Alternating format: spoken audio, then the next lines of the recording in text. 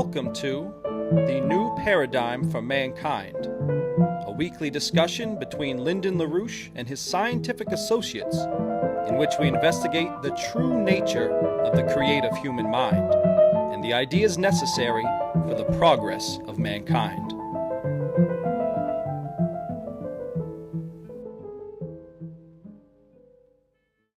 Today we're going to continue the discussion on the needed concepts to address the breakdown of this current system.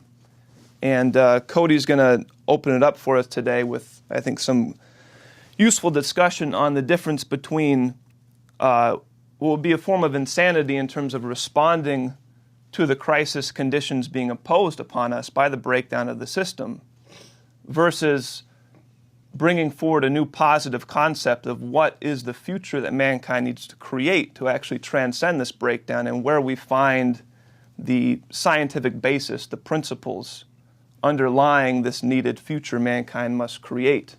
And so with that, I think Cody's ready to open it up and bring us the discussion here. Yeah, so what we want to do is start to dispel some of these myths about the way economies work and the responses to the crisis. I think first off, it's important to note that from the standpoint of the oligarchical perspective, the collapse of the system is an intended effect. I mean, they've always had the intention to bring about massive reductions in population, reductions in living standard, and go back to a feudal type of order. And they've created a system that would produce exactly that kind of effect. Now, many of the axioms that they've introduced have been accepted by their dupes, who are willing to act really as abiding Nazis in pushing through these policies.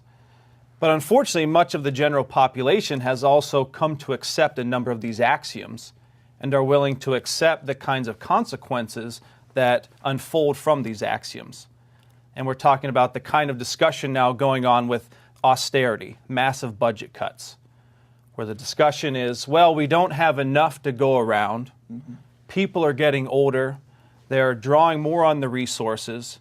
And since we all accept that there are limits to growth, there are limits to resources, well, we're just going to have to go through with these necessary kinds of cuts.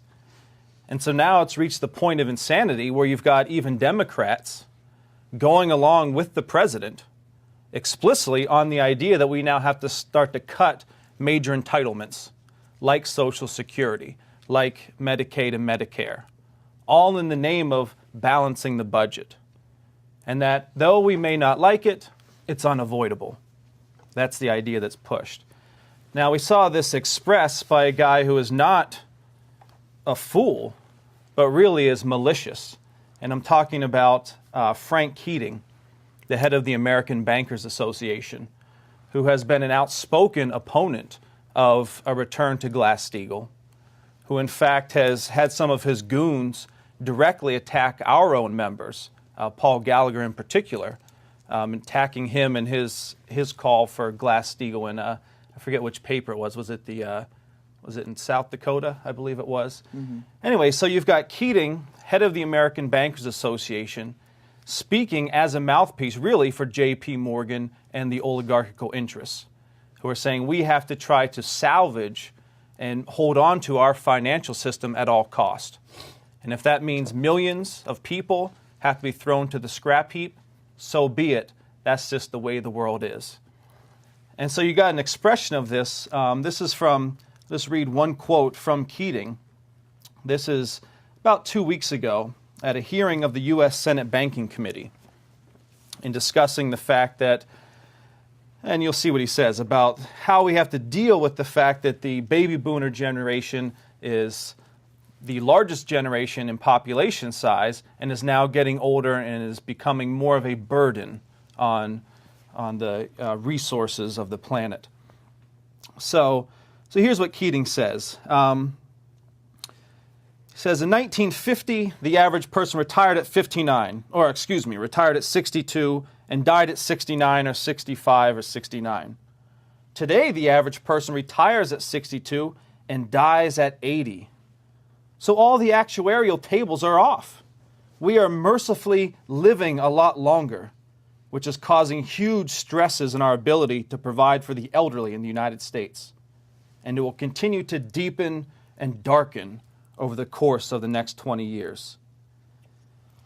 And so making that argument, he then says we need to go towards these things like longevity indexes, where effectively you're doing accounting analysis on the lives of people, saying, can we really afford to keep people alive as long as they are? Isn't there a limit in terms of how old people should be allowed to get while they consume resources and no longer contribute to the economy, to the GDP? And it's a fascist mentality. It is exactly the idea of certain lives are not worthy to be lived. It's the same kind of mentality which is behind Obamacare, where they start to put in these regulations. Yes, we're going to, quote unquote, expand health care to everybody, but we're going to expand it more to the effect of creating a control over the lives of our population, where we start putting in restrictions on what kind of health care you're going to get. We start putting restrictions on what kind of treatments you're entitled to get based off of what your monetary return to the economy. So it's really fascist accounting. And that's what we're seeing really starting to dominate the discussion in Washington. You know, this whole fake debate between the Democrats and the Republicans really is vectored towards one end, which is start to reduce the population of the United States en masse through massive cuts in those, really the social safety net that was set up by the likes of Franklin Roosevelt and was defended by John Kennedy, really the last president to wholly defend these kinds of measures. Now, it's really an absurd idea, because if you look at the history of mankind, that's been the trend always. We're always living longer. We're always increasing the living standard, increasing the population density. That's the nature of human growth. And so at any point, with this kind of mentality, you could have stepped in and said, oh, we've got to cut it off. People are now living to be 50 years of age. That's much, much too old, right? Your usefulness to society ends at whatever, 35, when you can no longer run down an ox or something like that. So you could have, with this mentality, always said, oh, now here's where we need to cut it off. Right? Cost-benefit analysis says that we can't support people over the age of 45. Or women, once they've given birth to their third child, let them die because they're no longer a use to the tribe or something. And so it's really been, it's an insane idea. So if you look here, this just shows you population growth in Europe. What's actually been the trend? Well, we've always had growth, and really you had an explosion in population density, and life expectancy, really coming out of the Renaissance period, which should start to give you an indication of what really is behind human economic growth. That human economic growth is not simply a function of resources or anything physical in that sense, but it's a function of the creative powers of the human mind. And so at the Renaissance, when you had an explosion of science, an explosion of culture, new ideas being introduced about the nature of the nation state itself, with figures such as Nicholas of Cusa, right? You see those kinds of ideas are what actually drive this kind of growth. And this is actually a natural process. But of course, at any point along here, with this kind of oligarchical mentality, and they did do this, you could have always stepped in and said, oh, now we've reached the limit. Now, the inverse of this is what happens whenever we fail to introduce higher forms of energy flux density. Whenever we actually go along with a kind of oligarchical system, the monetarist system that we've had of late. And so here what you see, this is what's known as the triple curve collapse function that Mr. LaRouche had developed, 20 plus years ago or so, right?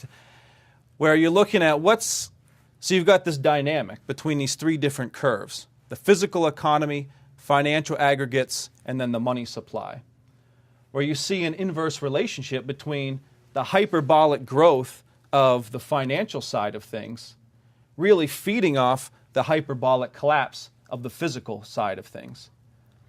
And this gives you an image of really where we've reached now, where we've seen a systematic collapse of our physical economy. Right? We've failed to invest in the right forms of industry or technology, while we've had this massive explosion in finance, in monetary output, typified now by the insanity of QE infinity, or whatever they're dealing with now.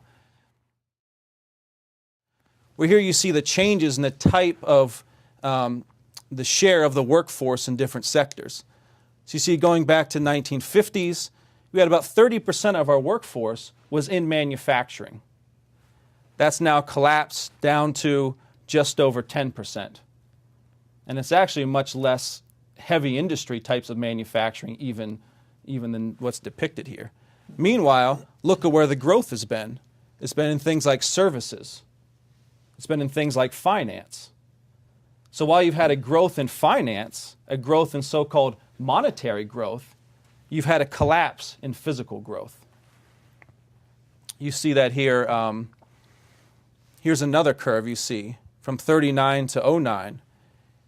Here you see the blue line. This is goods producing employment. So it's been pretty much steady. So we've got about the same number of people producing things while the population has been growing. Meanwhile, you look at the services providing. That's what's been growing, services, a service-based economy. Here you look again at the size, sector size in terms of GDP. Back in the 1960s or so, you had near 30% of our GDP was a function of manufacturing, where only a small percent, just about 10, came from finance, insurance, real estate, etc. But you look at the trend. You've had a hyperbolic growth in finance in terms of percentage of GDP and a total collapse in manufacturing. And so you see, we're no longer a productive economy, which is why it's necessary that we take up exactly the kind of policy we've been calling for, this Pacific orientation. Because while we've been collapsing, much of the slack, which has been able to even just maintain even the veneer of some quality of life in this country, has been a function of the fact that we've basically been depending on cheap labor in places like Asia, in China. It's been projected that just in the last 10 years, we've probably lost over 2 million manufacturing jobs to China. Now, of course, they themselves cannot sustain their current level of growth because they've become then dependent on the U.S. and others to be sort of, as Mr. LaRouche put it at one point, the consumer of last resort. Well, now we're no longer going to be able to consume these goods. They're not going to be able to sustain their level of growth under the current paradigm. But because of this shift, it means that we must necessarily move towards this kind of strategic alliance, where we start to develop and utilize the industrial capacity that has been developed in Asia, and to bring it together with certain know-how and advantages of the United States to really take on this whole development of the Pacific Rim. Developing things like the NAWAPA system here in the United States, developing the Bering Strait corridor into Asia, and actually having an alliance for that kind of development, where we necessarily need each other now, but we need each other according to this perspective of real high-intensity, higher energy flux density type of growth. Mm-hmm. And I think we'll be able to make the case over the next weeks or more that the only thing that is going to work with this is to go with a fusion-based driver economy. That we have to, in a sense, leapfrog the 40, 50 years of collapse. That we can't even fission itself isn't going to be sufficient. We're going to have to leapfrog it towards fusion, being driven by fusion in order to have a rate of accelerated growth that can overcome the rate of accelerated collapse that we've seen over the last 50 years. And so that's really the perspective we've got to have. And, as we've discussed, starts with Glass-Steagall, you get that in, you set up the firewall, you go back to this kind of Hamiltonian system of credit, driven by this idea of the Asian or the Pacific orientation, fusion development. That's your orientation. Now you start to develop the credit to be put out to actually facilitate the flow of resources, manpower, etc., into that kind of real physical growth process. So let's leave it at that and see what we have here for discussion. Well, first of all, I would say we've got to avoid assuming what the people's argument today. They fail to understand the fundamental difference between mankind and other forms of life, first of all. Now, this became clear with the Nicholas of Cusa's program, which was actually introduced into practice in the transatlantic region. So this thing, which was actually initiated and designed by Cusa, after he was dead, you had Christopher Columbus came along, was instructed on the basis of Cusa's teachings. And that led to a change in the Americas, specifically in North America especially, in which we broke free of the oligarchical system. Now, the thing to understand here is you can't talk about what people simply say that one system, like a European system and an American system, are somehow the same thing. They're not.